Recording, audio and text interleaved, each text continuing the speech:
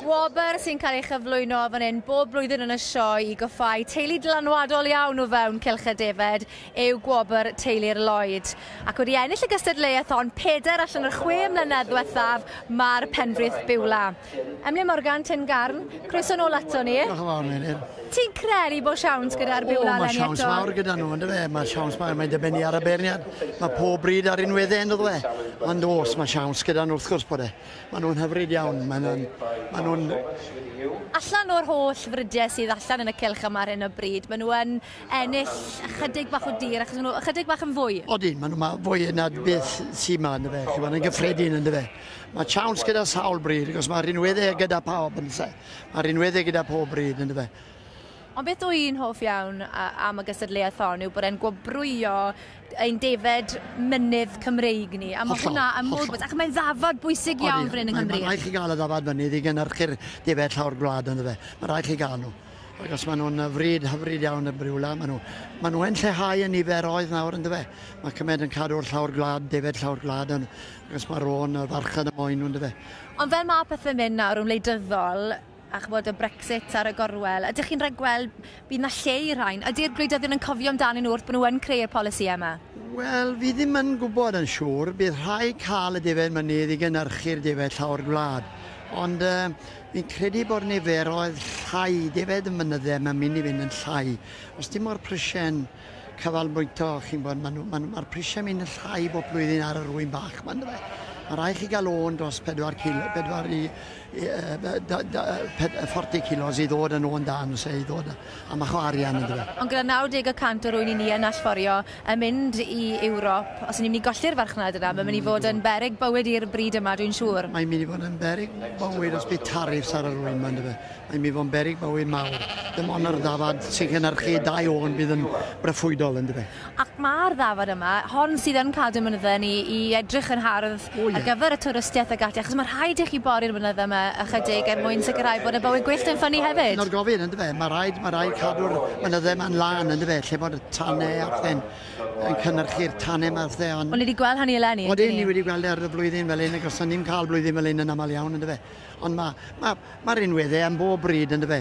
Ond mae'r defed penfrith mae heddi'n edrych yn arbennig o dda. Da iawn i nhw.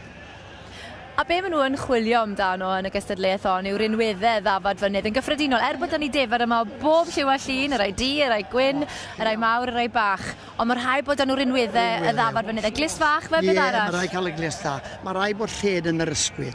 Lled amau gallwch chi gael dafad fawr a bod hwnnw fel Holstein, rhywbeth ar fuwch pedigree Holstein. Mae rhaid chi gael dafad a lled i gael o'n o ansawd da iawn i'r farchnad sy'n ofynol heddi ynddo fe. Ac mae fel arfer, pan chi y defed mynydd, mae clist fach dyn nhw a chynffon hir. Mae bob bryd sydd yn y dosbarth yma heddi a chynffonau hir. Maen nhw'n boen, maen nhw'n pen tost yn y pan chi'n cneifio. Na ble mae'r unweddau ddafad mynydd yn dod i mewn. Os dim oedd yn had, os yn dweud i byd o torri cwt dafad mynydd yn dweud. Mae wedi bod eriod yn hir.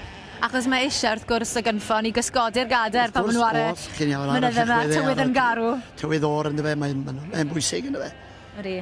A ni'n gweld y ddafad mynydd, maes yfed nawr.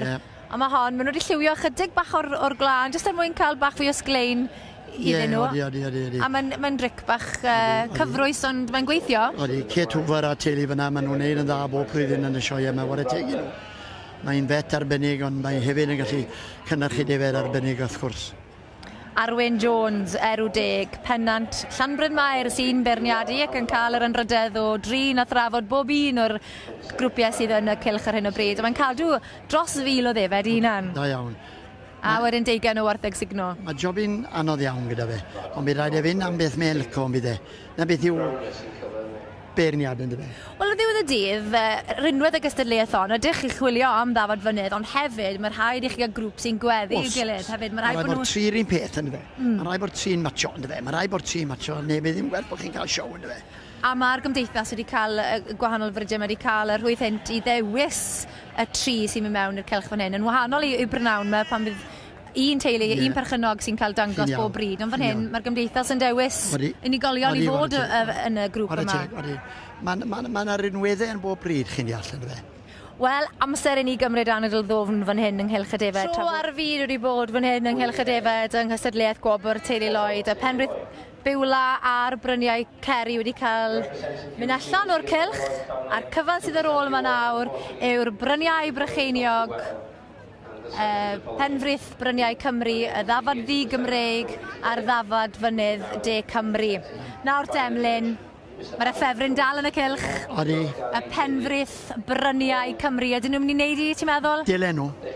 Nhw yw'r gorau yn y marn i. Hanner cam mlynedd ar sefydlu'r gymdeithas, fe fydde hwn yn goron ar ei blwyddyn nhw. Fydde wara teg i nhw, maen nhw'n matcho chwal. Mae rai chi gael tar cread, 3 creadur sy'n matcho. Bydde ni dweud bydden nhw'n mynd i giro'r cyfan yn y ring nawr, bydde ni'n meddwl. Maen nhw'n gweddi i'w gilydd i'r dim fan hyn, ydyn nhw? Maen nhw'n arbennig, mae sgwyddau da iddyn nhw, mae pennau nhw'n dda. Rhaid cael dafad, oen fenw a goen gwrw i fod yn rhan o'r grŵp yma, a wedyn ni bod rhain Odi, mor y teg. wedi cael ei dewis yn ddoeth iawn. Ddoeth iawn, mae lled y tu ôl arno nhw.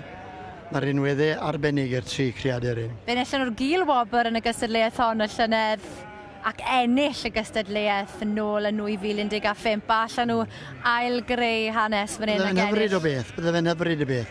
Dim llawer o'r defed i ni gael. Mae fwy yn canolbarth Cymru, ynddo fe. Dim ond yn canolbarth Cymru, maen nhw'n gael. A maen nhw'n hyfryd i weld nhw. Hen hanes i'r bryd. Mae'n braf bod ni yn diogelu yr hen brydau yma. Wrth gwrs bod e. Wrth gwrs bod e. Y sifiot bryniau Brycheiniog. Odi, mae'n edrych arno nhw. Rhain yn agos iawn at eich calon chi am hyn. Nodyn. Ond fi ddim gweld nhw'n cydbwysau digon da o'r 3 creadur, ynddo fe. Glyn Jones Aberdeinant, Llandeisant a Teiliad Joseph Aberhonddu sy'n berchen ar y grŵp yna. Mae'n hyfryd i weld y bachgen ifanc mewn cystadlu, ynddo fe. Wel, nhw yw'r dyfodol, a mae'n hanfodol bwysig bod nhw'n cael y cyfleoedd yma. A edrychwch chi yn...